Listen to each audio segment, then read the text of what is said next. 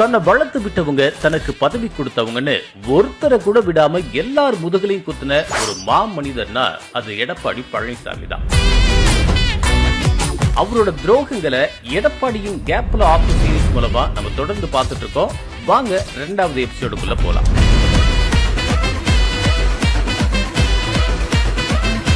அதாவது வளர்த்த கிட மார்பல பாயுதுன்னு சொல்லுவாங்கல்ல, அதுக்கு எடுத்துக்காட்டு தான் தன்னை முதலமைச்சராக்கின சசிகலாவுக்கு எடப்பாடி பண்ண துரோகம். ஜெயலலிதா மறைவுக்கு அப்புறமா அதிமுகவோட மொத்த அதிகாரமும் சசிகலா கையில தான் இருந்துச்சு. சசிகலா காலில் விழுறதுல யாரு பெஸ்ட்ங்கிறதா அப்போ அதிமுக காரங்களுக்குள்ள மிகப்பெரிய போட்டியே. ஆனா அந்த அடி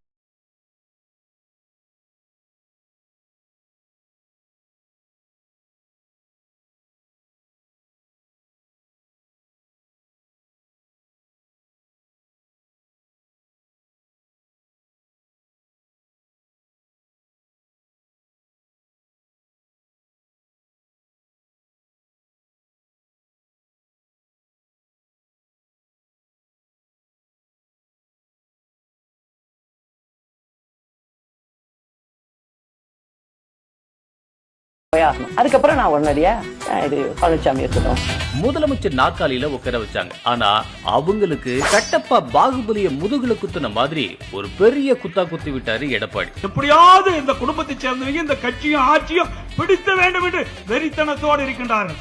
அவர்கள் அனைத்து கதவுகளும் மூடப்பட்டு விட்டன. சசிகலாவால முதலமைச்சரான பழனிசாமி சசிகலாவையே கடைசியில கட்சியை விட்டு நீக்கினார். திரும்ப சசிகலா அவர்கள் சார்ந்தவர்களுக்கு கட்சியில இடம் இல்லை, அவங்களுக்கு கட்சிக்கு சம்பந்தம் இல்லதான். என்ன தூங்கும் போது அதை எழுப்பி கேட்டா கூட இதுதான் சொல்லுவேன் நான். இப்படி தனக்கு யாரெல்லாம் சப்போர்ட் பண்ணாங்களோ அவங்க எல்லாருக்கும் கேப்ல ஆப்பு சொருவி இருக்கிறாரு அடிமை பழனிசாமி. இன்னும் யாருக்கெல்லாம் ஆப்பு வச்சிருக்காருன்னு அடுத்தடுத்த சொல்ல பார்க்கலாம். கடல்ல உள்ள தண்ணிய நான் ஒரு பக்கெட்டால எல்லாத்தையும் எடுத்து வெளில ஊத்திடுவேன் அப்படின்னு சொல்றாங்க பாருங்க, அதுக்கு ஈக்குவலா இருக்கு.